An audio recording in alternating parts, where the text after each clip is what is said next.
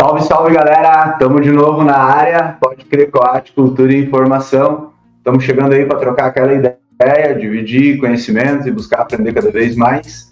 Meu nome é Djalma, eu sou produtor cultural, estou fazendo parte aí desse projeto junto com a ONG Consciência e Atitude, a Coate, que foi contemplada aí no edital da Aldir Blanc, através da Lei Cultura Viva, aqui no município de Venâncio Aires. E a gente está com essa proposta aí de criar um espaço nesse ambiente virtual para a gente estar trocando, fortalecendo e construindo cada vez mais. Bom, vou fazendo aqui minha audiodescrição como recurso de acessibilidade. Eu sou um homem pardo de pele clara, tenho 1,76 m, sou magro, estou usando um boné marrom clarinho. Estou hoje com uma camisa preta, uma camiseta preta com uma estampa de um grafite, tá? A gente tem aqui também no nosso cenário o banner do Pode Crer Coate, Cultura e Informação, várias cores, né? Laranja, amarelo, branco, preto e um layout de fundo verde. E estou aqui também com o meu celular me auxiliando aí para a gente ter o nosso material aí acompanhando. E, claro, na parceria de sempre do meu grande irmão Emerson Machado, professor. Então aí, vamos chegar. Olá a todos e todas, estamos aqui então operando o programa. Eu sou Emerson Machado, jornalista, professor de comunicação, e agora a gente vai falar um pouquinho hoje. Já, eu acho que eu esqueci da minha audiodescrição, né? Manda. Então, eu sou um homem branco, cabelo curto, uso óculos com uma armação grossa, quadrada, estou de camiseta preta, no meu braço esquerdo tem algumas tatuagens e no fundo a gente tem o nosso banner do Pode Crer Coate. Então, pessoal, hoje a gente vai falar das ações afirmativas, né? Tanto se fala, né, em vários termos, né? Então a ideia aqui do Pode Crer Coate, a gente aos poucos ir pegando esses termos e destrinchando, né? Então a gente vai apresentar um material para vocês hoje sobre as ações afirmativas, então. Exatamente. A gente vai falar aqui principalmente das ações afirmativas dentro da Política Nacional de Cultura, né, de Fomento à Cultura Aldir Blanc, mas que já está valendo para vários outros editais, vários outros programas do governo federal e cada vez mais se introduzindo aí nos governos estaduais e municipais e também nesses editais de empresa. Cada vez mais a gente tem olhado para isso, para as ações afirmativas e também para as questões de acessibilidade, que vale um outro episódio para a gente falar exclusivamente disso, que inclusive a gente sempre faz a nossa abertura aqui, né, fazendo a audiodescrição, que é um recurso de acessibilidade, mas existem vários outros, alguns que a gente nem imagina, mas a gente vai fazer um episódio falando sobre isso. Bom, hoje então vamos de ações afirmativas. A gente está aqui com um material que ele está no site do governo federal, do Ministério da Cultura, tá? E ele foi produzido a muitas mãos, né, com um grande estudo e grande participação da sociedade civil, trazendo aí os seus anseios, né, trazendo números, mostrando aonde a gente precisa melhorar para fazer com que a cultura seja de fato um direito ao alcance de todos. Então, bora, meu querido. Já está aqui no ar, então, já para o nosso público, os tópicos que nós vamos trabalhar hoje, então. Né? Então, começando aqui por o que são ações afirmativas. Bom, como a gente falou aqui, a cultura ela é um direito, mas não basta estar na lei para ser um direito. Ele tem que ser um direito em que as pessoas possam alcançar esse direito. E é um dever do poder público promover meios para que as pessoas alcancem os seus direitos, exerçam os seus direitos. Não só do poder público, claro que eles estão lá, né, sendo pagos, foram eleitos para estar fazendo esse trabalho, mas em alguma medida é um dever de toda a sociedade colaborar para que todos possam alcançar não só o direito à cultura, mas todos os outros direitos que a gente tem, né? Então, ações afirmativas é isso, são estratégias para que as pessoas, especialmente aqueles recortes da população que historicamente foram vulnerabilizados, invisibilizados, então estratégias para que esse povo também possa se introduzir aí e acessar os seus direitos à cultura. Então aqui temos uma breve apresentação, que eu vou ler esse trechinho aqui. Ações afirmativas são políticas criadas com objetivos de promover a reparação e a superação de desigualdades sociais que estruturam a nossa sociedade e que dificultam o acesso de determinadas pessoas, grupos e expressões culturais aos direitos. São, portanto, estratégias concretas que visam promover direitos e equiparação, dando oportunidades a diversos grupos, consideradas as suas especificidades e diversidades. trata-se de um direito à igualdade de fato, material e não meramente formal, o que só é possível se forem neutralizados os efeitos do racismo, do machismo, do capitalismo e outras discriminações. Cumprem, desse modo, uma finalidade pública decisiva para o projeto democrático de cidadania, inclusivo e igualitário desse país. Então é isso, galera. São essas estratégias para que a gente consiga fazer com que todo mundo entre no jogo, certo? Acho que é importante que a gente destacar que eu gostaria dessa questão do capacitismo, né? Acho que isso é muito importante, né? Porque a gente, há muito tempo, viu as pessoas com, né, necessidades especiais sendo escondidas, né? Já sendo, né, digamos, colocados no fundo da casa, né? E cada vez mais a gente vê, né, essa população ocupando os espaços. Eu acho que isso é muito legal, muito também, legal. Das ações afirmativas, né? Muito legal, sendo chamada, né, a participar, isso é incrível. E uma coisa também que me chama a atenção nesse primeiro trecho é que às vezes a gente tem não só grupos, por exemplo, não é só um grupo periférico que ele é excluído, ele também tem as suas manifestações. Por exemplo, o hip hop, historicamente, ele foi excluído, mas não importa se ele é feito por um grupo da periferia, se é feito por um grupo do centro ou do interior, ele é excluído de qualquer forma. Então, as ações afirmativas não é só para pessoas ou para recortes de população, mas também para expressões. Tá? Então, se a tua manifestação cultural, de alguma forma, nunca é lembrada, nunca alcança, nunca participa, então tá aí, essas ações afirmativas são para vocês também, e na verdade são para todos nós, né, Emerson? Porque a gente sabe que a cultura se faz de forma coletiva e a própria sociedade, né? Quando a gente tem todos os atores, todas as diversidades trabalhando, a gente tem um potencial muito maior de desenvolvimento enquanto sociedade. Então acho que é um dever de todo mundo, tá? E esses males também, eles vão se entrelaçando, né? Porque se a gente for pensar em racismo, né?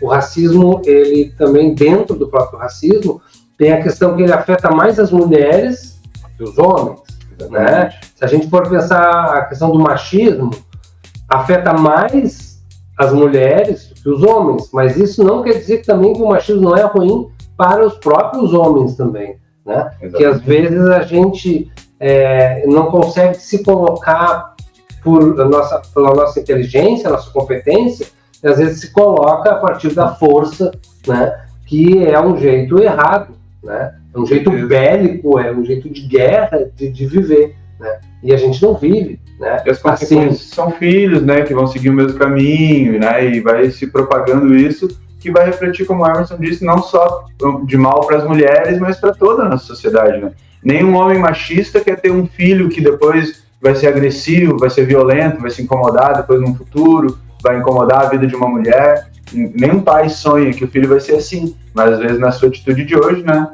vai acabar gerando essas consequências. E uma coisa que eu acho que é também legal de chamar a atenção, que é a questão do exemplo, né? Não adianta tu ter um discurso, né, e aí depois lá o pai lá sendo machista com a mãe, ou a mãe sendo racista com alguém, né? Então não adianta dizer, não seja racista, né? Então eu sempre digo, mostre, né? Dê o exemplo que é tão forte quanto a palavra. Eu diria que é mais forte até. Exatamente. Mas vamos para os tópicos. Vamos Senão nós vamos seguindo a filosofia, que é muito importante também. Com certeza. Bom, vamos seguir aqui então. No 1, a gente tem os fundamentos legais, tá, galera? Então, quem quiser fazer um print aí, ou quem quiser buscar depois esse documento no site do Governo Federal, do MINC, né? Ou quiser chamar nós aí no direct, chama que a gente vai estar encaminhando esse documento para vocês terem aí as bases legais para quando alguém questionar se é obrigatório ou não, ou querer dizer que não precisa, ou qualquer coisa desse tipo, a gente tem aqui as leis debaixo do braço, né? Para poder discutir isso. É na próxima. Acho que na próxima ainda. A importância da participação social? Na verdade, é um fundamento legal para a participação social. Acho que é na página 9. Aí. Então, aí estão as leis, instruções normativas, decretos que a galera pode se basear, tá? Para se municiar. Né? Para não ser só a palavra, ou só o achismo, ou só a opinião, não. Tá na lei. Se tiver alguma dificuldade no seu município aí, produtor cultural, é importante estar com essas informações debaixo do braço para que você possa chegar lá no gestor, no secretário, coordenador de cultura e apresentar fundamentos da tua fala. Exatamente. Então, no 2, como as ações afirmativas devem ser utilizadas nos editais de fomento à cultura. Bom, aqui traz uma explicação, mas logo mais no 3 traz tópicos. Acho que esses tópicos aqui são muito mais explicativos. Que quais são as modalidades de ações afirmativas na política nacional Aldir Blanc. Tá bom. Então a gente tem ali política de cotas e reservas de vagas.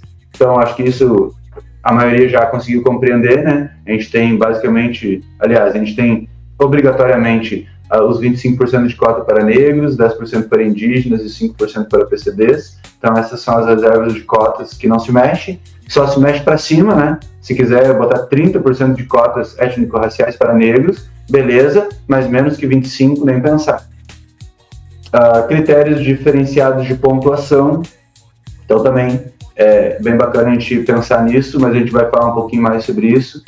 Ações de formação e capacitação, editais e categorias específicas, políticas de acessibilidade, inscrições simplificadas e outras modalidades de ações afirmativas e reparatórias que estiverem mais dentro da realidade do teu município, né, da tua região. Então vamos dar uma olhada melhor em quais. Olha só, a gente tem aqui 1, 2, 3, 4, 5, 6, 7 possibilidades aqui, tá? Que são indicadas. A gente ainda pode criar outras. Mas vamos dar uma olhadinha então como funcionam essas opções, né? Essas possibilidades de implementar as políticas de ações afirmativas. Bom, a primeira então é a reserva de cotas, como a gente já falou, né? 25% para pessoas negras, 10% para pessoas indígenas e 5% para pessoas com deficiência, tá? Esses percentuais são obrigatórios e devem incidir sobre o total de vagas disponível no edital, certo? 10 vagas, né? Sempre vai fazendo a conta, então, e é no número total. E lembrando aqui já, desde agora, acho que vai ter num próximo tópico, mas desde agora, se tiver um edital, é 25% das vagas daquele edital. Se tiver 10 editais, é 25% das vagas de cada um dos editais, certo? Então, aqui inclusive tem um exemplo que diz que um município pode instituir um percentual de cotas de 50% para pessoas negras, considerando a distribuição étnico-racial da sua população. É o que a gente já falou em outros episódios aqui, a questão dos números, dos dados. Então, daqui a pouco é um município onde a maior parte, 80% da população é negra, por exemplo. Pode aumentar de 25% para 50%, 30%, 40%. E a mesma coisa se a gente tem uma população basicamente assim, indígena, que algumas regiões do nosso país a gente tem, a maior parte da população é indígena. Aqui, Aldir Blanc coloca um percentual mínimo de 10%. Mas daqui a pouco a gente pode aumentar esse percentual, botar também em 25%, algo assim. Aí vai de acordo com a realidade aí do teu município, do teu território.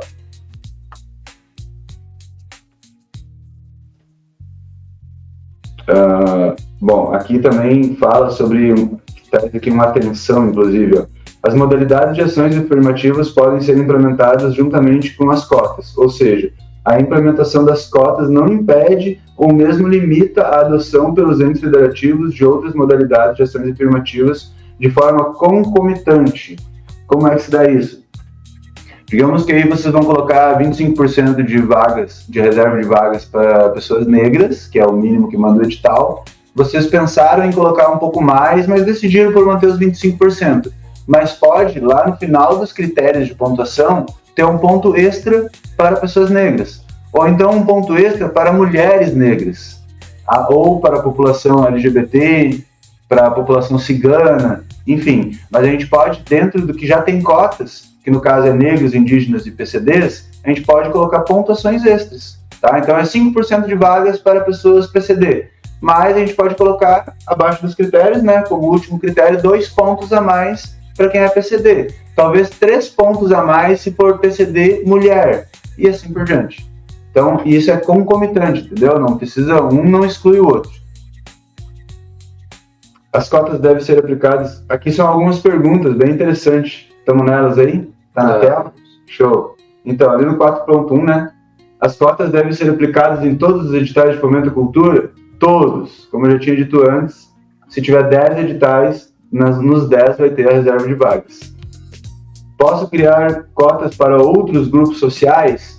Bom, aí vai depender muito da tua realidade do teu município, né? E também muito da participação social, do plano municipal de cultura que tem na tua cidade.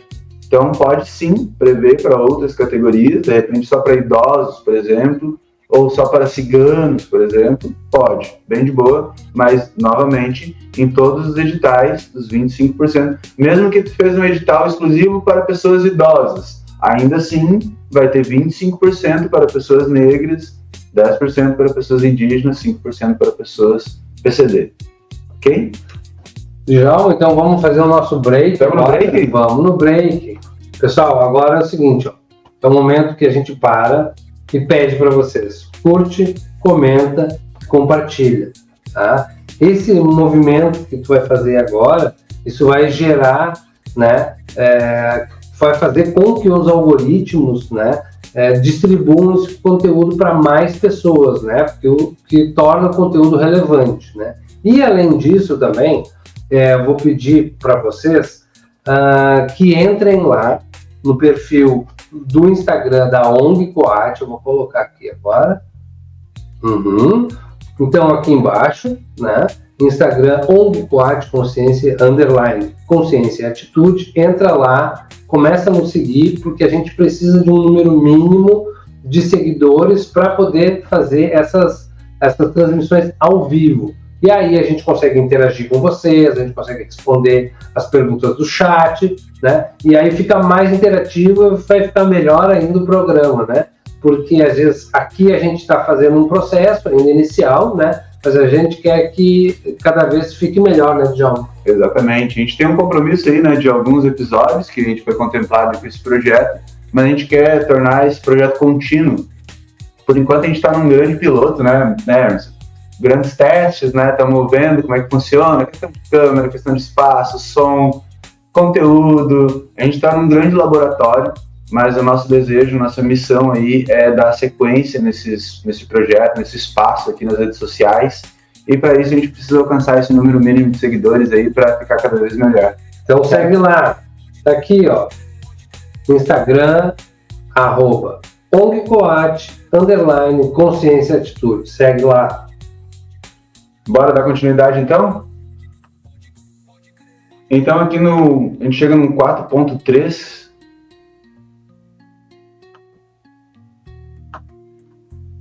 O 4.3 é como definir a quantidade de vagas reservadas em cada edital. Bom, a gente já falou sobre isso, né, os percentuais mínimos, mas a gente chega aqui no próximo, Emerson, onde o bicho pega um pouquinho mais. Porque quando são números redondos é mais fácil, né? Se tiver... Mas vamos dar um exemplo aqui. Se tiver 10 vagas, 25% para pessoas negras vai dar 2,5. E aí, como é que faz? Agora é 2 ou é 3? Porque 2,5 não dá. A mesma coisa ali para pessoas indígenas, beleza, né? Se são 10 vagas, 10%, uma vaga reservada. E para pessoas PCDs, dá 0,5. E aí, agora, como é que faz? Então não vai dar nenhuma? Então, é aí que a gente chega nessa próxima questão, que é, mas e quando esses percentuais não resultarem em vagas inteiras? Bom, vamos continuar nesse exemplo de 10 vagas, tá? De 10 vagas, 25%, 2,5. Quando a fração for de 5 para mais, arredonda-se para cima. Então, no caso deu 2,5, então arredonda para 3. No caso dos PCDs, que é 10%, que é de 5%, desculpa. No caso de PCD, que é 5%. No caso de 10 vagas, daria 0,5, meia vaga. Então, 0,5, arredonda para cima, então, uma vaga. Então, sempre 0,5, 0,6, até o 0,9, arredonda sempre para cima. 0,4, então, arredonda para baixo. Tá? Mas, novamente, fica a critério do gestor e da própria comunidade cultural, que se der 1,4, por exemplo, e quiser arredondar para 2, excelente. Tá? Mas então é essa forma que se faz o cálculo quando o número dá fracionado. E esse é um exemplo, mas vale para qualquer número, né? Inclusive, logo abaixo a gente tem alguns exemplos aqui, né? Mas eu acho que esse que a gente colocou, eu acho que é o suficiente para a galera entender. E o pessoal também pode acessar, né, esse material lá, lembrando, né, lá no site do Ministério da Cultura. Mas e agora vamos para a questão e quando tem editais com poucas vagas, tá? Por exemplo, tem uma vaga num edital, então não daria cota nenhuma, né? Porque 25% de um daria 0,25, não chega a 0,5, então não é obrigatório a colocar as vagas reservas aí. Se for 2 vagas, aí já dá 0,5 para as vagas de pessoas negras. Então, se um edital tiver 2 vagas, uma vai para a cota para pessoas negras, a outra fica na ampla concorrência. Aí, nesse caso, não é obrigatório colocar nem para indígenas e nem para PCD, porque não alcançou o número mínimo. Mas tem uma questão aí. Também não dá para criar aí vários editais com uma vaga e daí não colocar as reservas em nenhuma, né? De alguma forma, a gente precisa contemplar esses 25%, esses 10% e esses 5% num valor global do edital. Então, vamos pensar num edital que tem 10 vagas, mas é uma vaga para música, uma vaga para o teatro, uma por linguagem, tá? Então, se é uma vaga por linguagem, acaba que não vai dar a porcentagem mínima em nenhuma delas. Mas a gente precisa, então, pensar no número total de vagas do edital, que no caso seriam 10 vagas, e reservar uma vaga, no mínimo uma vaga para... Aliás, nesse caso, 2 vagas, dá 2,5, 3 vagas. Então, num edital com 10 categorias, 10 linguagens, 3 vagas precisam ficar reservadas para pessoas negras, e as vagas para pessoas indígenas, e uma vaga também para pessoas com deficiência. Então, nesse caso, são 4, tá? Então, novamente, abrimos um edital que no total ele tem 10 vagas, mas é uma vaga por linguagem, tá? O que não resultaria nas cotas. Então, a gente vai pensar num total de vagas do edital, que são 10, e reservar, então, 3 para pessoas negras, uma para pessoa indígena e uma para pessoa PCD. Então, dessas 10 vagas, 6 vão ficar para ampla concorrência e as outras 4 vão ficar, então, para as reservas de cotas. Acho que deu para entender, né, essa parte? Não, mas, novamente, né, se ficar alguma dúvida, chama nós. Se a gente se equivocar com alguma coisa, põe nos comentários aí, chama para trocar uma ideia, que a gente está aqui, né, construindo juntos. Inclusive aqui o material traz alguns exemplos, né, bem didático, inclusive. Página 17, não é isso? Isso aí, na página 17, tá? E aqui na página 18, a gente tem também um quadro de exemplos, que também ele é bem didático, bem fácil de compreender, tá? Que traz aqui quantidade de vagas, né? Aqui, por exemplo, a opção 1 é quantidade de vaga, uma vaga, daí o ente pode optar por destinar a vagas cotas ou a ampla concorrência. Tem essa questão também. Se for só uma vaga, o município pode optar por reservar essa uma vaga para pessoas negras, ou indígenas ou PCDs, bem de boa. Tá? E a partir de 2 vagas já começa, né, a ter alguma vaga dentro das cotas, que seria daí para pessoas negras, e aqui vai trazendo uma série aqui de exemplos que é bem importante a gente dar uma olhada, principalmente os gestores, na hora de elaborar esses editais, né? E vamos dando sequência aqui, vamos para o próximo tópico, então. A gente chegou na página 19, é essa que tem? Uhum. Então, ali na página 19, a gente tem também outros grupos que podem ser atribuídos cotas, mas daí, no caso, é uma prerrogativa dos gestores públicos adotarem ou não, claro que ouvindo a sociedade civil, Conselho Municipal de Cultura. Então, o município pode optar por colocar cotas para mulheres, para povos e comunidades tradicionais, para pessoas LGBTQIAPN+, pessoas com deficiência, pessoas idosas, pessoas em situação de rua e outros grupos vulneráveis. Lembrando, né, pessoal, que cotas é para grupos vulneráveis. A gente está falando aqui de ações afirmativas para aquelas pessoas aonde a política pública não chega, ou para pessoas que não conseguem alcançar a política pública. Não vamos reservar cota porque a gente mais gosta. sabe? Às vezes tem aí uma cultura na tua cidade que já tem um potencial grande e por mais linda que ela for, não dá para reservar vagas, garantir que ela vai ter algumas vagas, porque essa está em plena concorrência com todos. E está consolidada também. Consolidada, pode disputar, pode, né, de boa, não precisa ação afirmativa para essa. O que precisa, ela já está afirmada. Já está afirmada. O que a gente precisa é afirmar nas políticas públicas aqueles que historicamente foram vulnerabilizados. Ok? Então, dependendo aí da realidade de cada um, pode trazer outros grupos. Aqui traz esses exemplos, né? E tem vários outros exemplos, como a gente falou aqui, por exemplo, na comunidade cigana, que muitas vezes, mesmo colocando uma pontuação extra para grupos ciganos, ainda assim não atrai essa galera para participar dos editais, que em muitos lugares, pelo menos os que eu conheço, sim, não tem muita intimidade com essas políticas culturais, às vezes nem quer participar por uma série de barreiras, uma série de questões históricas aí, mas as ações afirmativas elas buscam estimular, não é só oferecer, dizer, aqui tem uma vaga para quem quiser, não, é estimular esses grupos a virem buscar. Então, daqui a pouco, se tu fizer uma reserva de vaga para grupos ciganos, talvez vai atrair.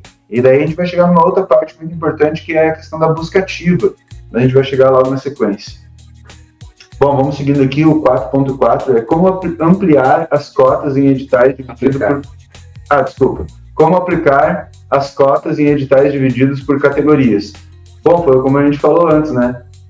Se tiver um edital com 10 vagas e todos serem de linguagens diferentes, a gente precisa aplicar no escopo total do número de vagas, a gente precisa aplicar as cotas. Aqui também traz os exemplos, que é bem bacana olhar com o tempo, tirar dúvidas. Esse material aqui, gente, dá para retornar nele várias vezes e de vez em quando, né, rebuscar aí para a gente estar sempre informado, ainda mais que são questões novas, né? Todos nós precisamos estar sempre atentos a isso. O que acontece se a pessoa estiver concorrendo pelas cotas e obtiver nota para ser aprovada pela ampla concorrência? Bom, aqui nós já passamos por algumas polêmicas, né, professor? A questão é isso. Tá? Na Lei Paulo Gustavo, a gente debateu bastante isso no nosso município. Exatamente. Então, a pessoa se inscreveu pela cota, mas depois, quando saiu o resultado, ela foi a melhor, pontuou melhor, ficou em primeiro lugar. Ela vai ocupar a cota? Não. Ela vai entrar pela ampla concorrência com a melhor nota e vai deixar as vagas de cotas para aqueles que ficaram em segundo, terceiro ou quarto lugar, certo? Então, tu concorre concomitantemente na ampla concorrência e na reserva de vagas, ok? Espero que não fique dúvida nessa parte, porque não só aqui no nosso município, eu já vi em outros municípios também gestores acharem que se a pessoa se inscreveu por cota, ela só pode concorrer pela cota. E está lá muito bem especificado, tanto na lei, na própria lei, tá? na Aldir Blanc, quanto nessa instrução normativa aqui, a 10 de 2023, tá? Então, novamente, se apoderem desses documentos e, se caso gerar alguma polêmica aí nas audiências públicas, enfim, apresentem esses documentos para que os gestores fiquem a par, né, da legislação e façam cumprir os nossos direitos de forma integral, de forma legítima, né? Então, falamos aqui então da concorrência concomitante, vamos para o 4.6, que é quais documentos solicitar dos agentes culturais optantes pelas cotas.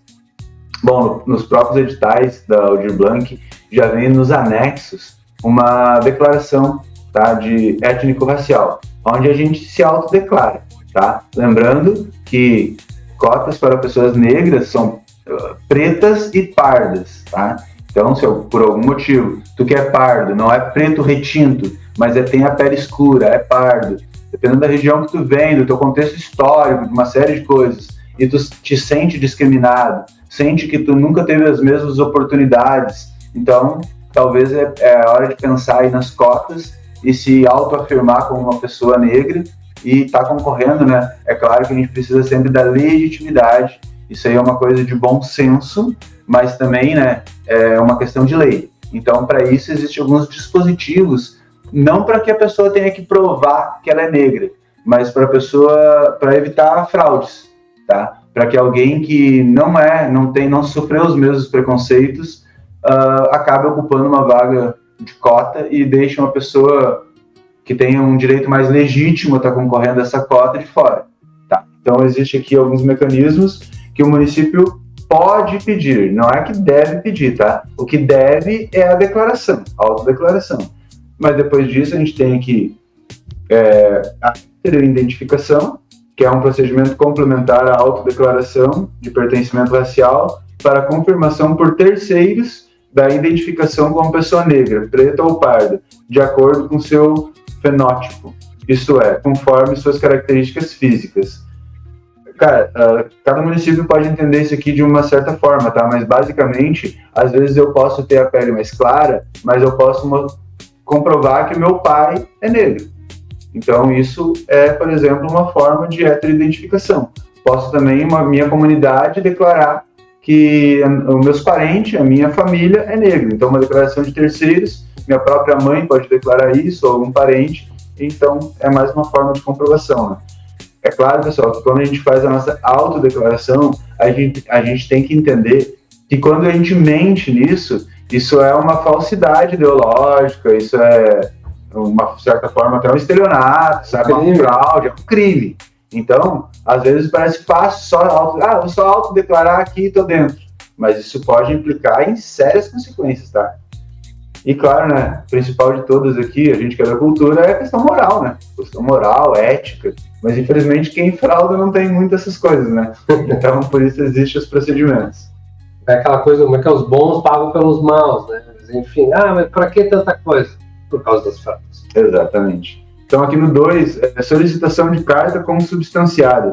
Documento apresentado em formato escrito, oral ou audiovisual que promove a reflexão sobre o pertencimento étnico-racial, contendo os motivos pelos quais o agente se declara negro, preto ou pardo ou indígena, conforme o modelo constante no anexo 3 da Instrução Normativa número 10 de 2023. Então a gente tem uns anexos ali também, né, que apresenta bem certinho como deve ser feita essa carta, onde a pessoa pode, como está escrito aqui, né, fazer essa reflexão, uma linha do tempo e explicar por que ela se considera preta, parda ou indígena, né, dentro do seu contexto social.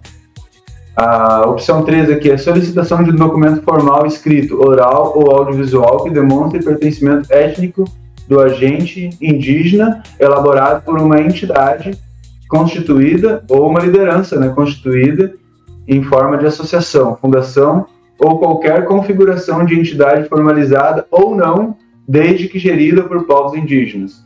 Então, daqui a pouco, a pessoa é indígena, por exemplo, é indígena, mas não mora mais na aldeia. Daí alguém pode questionar isso, tá? Mas, né, talvez o fenótipo da pessoa não seja em traços tão indígenas, ela não mora na aldeia, já gera toda uma questão. Mas, nesse caso, uma liderança da aldeia, da onde a pessoa veio, do seu povo, do seu território, pode estar fazendo uma carta formal, oral ou audiovisual, declarando que aquela pessoa sim pertence à comunidade indígena, ok? E essa entidade, essa liderança que vai estar emitindo esse documento, ela pode ser formalizada, né? Como está escrito aqui, através de uma associação, de alguma forma, ou não. Simplesmente por existir como aldeia, aquela liderança, o cacique, alguém de lá, pode mandar essa carta aí e ela precisa ser aceita, ok? A próxima opção são outras estratégias com o objetivo de garantir que as cotas sejam destinadas a pessoas negras, pessoas indígenas e pessoas com deficiência. Então, na questão principalmente dos deficientes, né, tem os laudos médicos e todas as estratégias aí que o município conseguiu alcançar para garantir que essas cotas estão indo legitimamente para quem é de direito, devem ser adotadas. É claro, né, pessoal, que é uma questão delicada, a gente precisa ir com muito respeito, muito cuidado para abordar esses assuntos, porque são séculos de trauma, séculos de história. Daqui a pouco tem um branquelo lá querendo que tu prove que tu é negro. Isso pode, de um primeiro momento, causar uma ofensa, principalmente se a pessoa não souber como chegar. Mas a gente tem que ter a consciência e entender que são burocracias necessárias, né? Como muitas outras que existem, que a gente diz, mas por que tanta papelada? É para evitar as fraudes. Ok? Então, vamos seguindo. Como aplicar as cotas para pessoas jurídicas e grupos e coletivos sem personalidade jurídica? Essa é uma boa pergunta, né? Porque aí, a minha entidade, como é que, se eu estou concorrendo com o CNPJ, como eu vou declarar que a minha entidade é negra? Se for no caso de MEI, tudo certo, né? É um empreendedor individual, ele é negro ou não é negro, né? Então, tranquilo. Mas e quando é uma entidade? Bom, aí a gente usa alguns outros mecanismos, que é, em caso de associações, entidades com CNPJ que tem uma diretoria, 50% mais um da diretoria precisam ser negros, ok? Aí então tem entidade negra. Ou então também tem a possibilidade de, mesmo que a maior parte da tua diretoria não seja negra, mas o projeto que está concorrendo no edital, ele é dirigido, os cargos de liderança desse projeto são de maioria são ocupados por pessoas negras, então também está dentro, tá? E nas questões de pontuações extra, é muito uma questão também de ver o histórico daquela entidade, de ver qual é a linguagem que aquela entidade usa. Daqui a pouco um ponto extra para entidades negras. Mas e aí, quem são essas entidades negras? É aquela que a gente conhece, né, dentro do nosso território, das nossas realidades, que abordam as pautas raciais e seguem por essa linha. Então também pode ser consideradas e levar um ponto extra, se for o caso do teu edital. Também aqui a questão de coletivos sem CNPJ, né, que também tem essa possibilidade nos municípios. No estado, infelizmente, a gente não está tendo essa possibilidade, mas nos municípios a maioria está adotando a questão de coletivos sem CNPJ. Esses coletivos também, a maior parte dele precisa ser de pessoas negras, e a pessoa, principalmente a pessoa que vai estar assinando como representante do coletivo, também uma pessoa negra. E aqui eu estou falando negros, mas também vale a mesma coisa para indígenas ou PCDs, ok? Bom, então chegando aqui no 5, que é bonificações ou critérios diferenciados de pontuação, a gente já falou, né, um pouco sobre isso, mas aqui traz mais uma característica, que é como aplicar os critérios diferenciados de pontuação, né? Traz aqui no 1, que fala mais sobre o público, mais sobre a pessoa mesmo. Então a gente pode criar ali pontuações extras para crianças, jovens, idosos, comunidade LGBT, enfim, para diversas categorias, né? Está se referindo mais às pessoas mesmo, o proponente em si, mas também a gente tem a possibilidade de fazer isso através de linguagens, de temáticas. Então, ponto extra para projetos que serão realizados na periferia, ou que serão realizados em área ribeirinha. Então, essa possibilidade de ponto extra é tanto, né, para a característica do proponente, como para a característica do projeto. Do público-alvo, né, que a gente chama. Do público-alvo também, é isso aí. Então, o projeto é para as crianças, para jovens, para idosos, para pessoas em situação de rua, né, do sistema prisional, enfim, né, tu direcionando o teu projeto para essas áreas, né, a possibilidade de colocar pontuação extra. Quem vai decidir se coloca pontuação extra ou não? A prerrogativa é dos gestores municipais a partir da escuta da comunidade. Então, novamente, né, a participação social fundamental e a responsabilidade dos conselheiros municipais de cultura é grande nesse momento, para poder olhar para esses povos aqui e entender quais precisam de uma pontuação extra para poder estar fazendo parte do jogo. Inclusive tem aqui alguns exemplos, né, que são indígenas, negros, periféricos, populações tradicionais, buscando a equidade de gênero, que daí, né, reserva de vagas ou pontuação extra para mulheres, as expressões culturais LGBTQIAPN+, expressões relacionadas a pessoas com deficiência, entre outras, dependendo da realidade do seu município. Então, os mecanismos de estímulo à participação e ao protagonismo do agente cultural e equipes. Então, é como a gente falou antes, né? Isso aqui não é só para ter uma lei à tua disposição, é para ir buscar esse povo e fazer com que aconteça. E dentro das equipes, aqui eu acho que é interessante a gente destacar, né? Então, quando tu monta a tua equipe, né? Então, busque para essa equipe também ações afirmativas, né? Contrate negros, contrate mulheres, né? LGBTQIA+. Mas por que isso? Pessoal, o que acontece? Se a gente não faz essa ação afirmativa, onde as pessoas vão trabalhar? Né? Ou elas vão ter que trabalhar só naquele certo nicho, não podem fazer arte, não pode ser cultura, não pode ser um produtor, trabalhar na área técnica, se desenvolver, né? Porque às vezes tem essa questão de mas para que isso, né? Para justamente tirar essas pessoas, às vezes, né, de alguma situação de rua, de prostituição, de N questões que está por trás dessas ações afirmativas que às vezes a gente não fala, e então é bom a gente também falar um pouquinho disso, para que as pessoas que estão recebendo essas informações, ou quando tu vai debater com alguma delas, sabe, tu tem argumentos para falar, porque assim, às vezes a gente, poxa, mas né, por que essa seleção de cotas, né? Então justamente por isso, para que essas pessoas, né, não caiam aí em algumas situações de vulnerabilidade social, né? Exatamente. E muito interessante falar isso, Emerson, porque a gente estava falando sobre pontuação extra, e essa é um dos critérios que pode ter no edital, não como pontuação extra, nos critérios normais, ou até como pontuação extra, projetos que tenham em sua equipe pessoas PCDs, um ponto a mais, ou assim por diante. Então, é importante pensar nesse mecanismo também, nessa possibilidade. Vamos seguindo aqui, chegamos no 6, que é a realização de ações formativas e cursos para especializar e profissionalizar agentes culturais. Isso aqui também é muito legal, galera. Que é fazer aquelas audiências públicas de leitura do edital, para que a galera consiga compreender melhor um edital, que é oferecer algum curso, alguma capacitação para escrita e elaboração de projetos.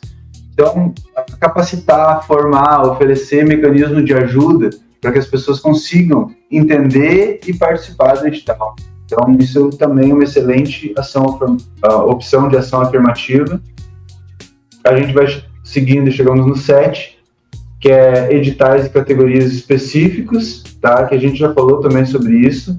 É importante pensar com carinho. Eu acho que aqui a gente pode passar, Emerson.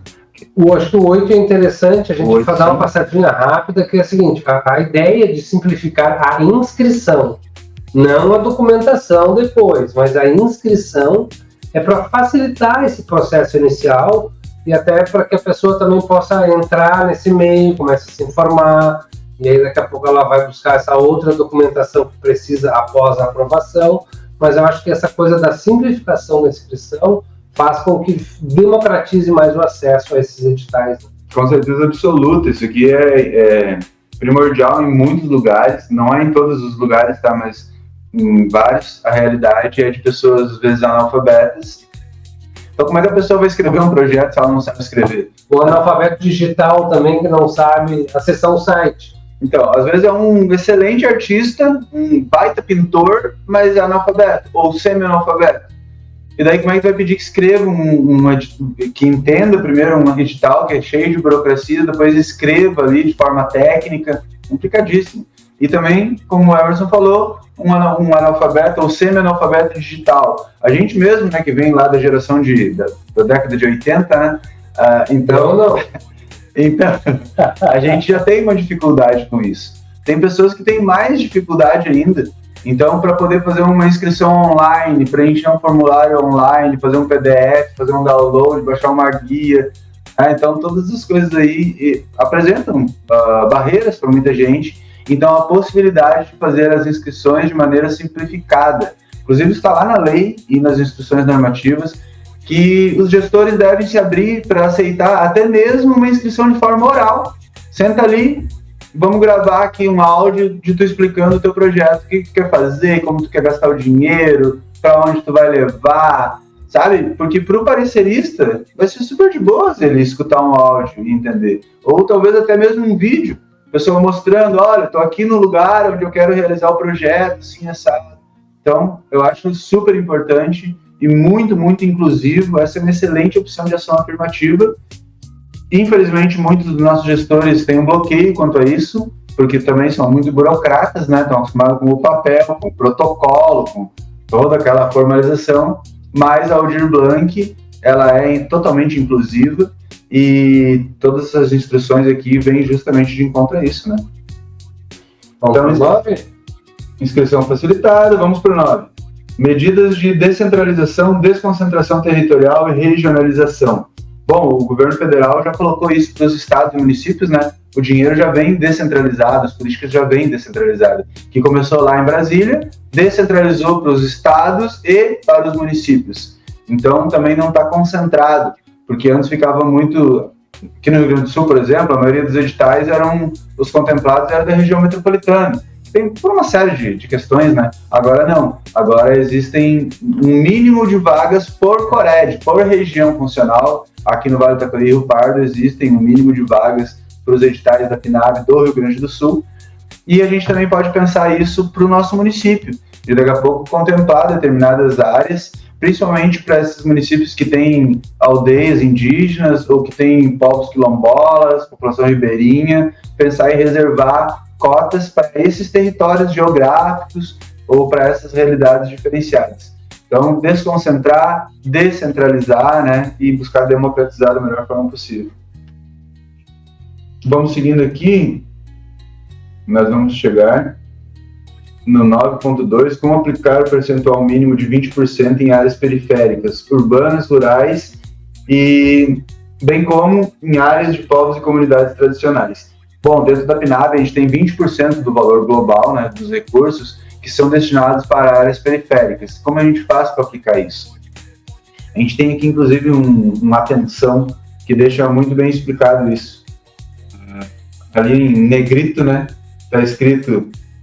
Bom, vou ler toda essa parte aqui. Para fins de aferição do percentual de 20% estabelecido pela Política Nacional Aldir Blanc, serão considerados apenas as ações e projetos realizados em territórios e regiões de periferia e de povos e comunidades tradicionais. Portanto, projetos realizados por pessoas que residem nesses territórios não são computados na aferição do percentual de 20%. Então, esses 20% não é para entidades periféricas e nem para artistas ou iniciativas periféricas, mas para projetos que são destinados, que vão ser realizados em áreas periféricas.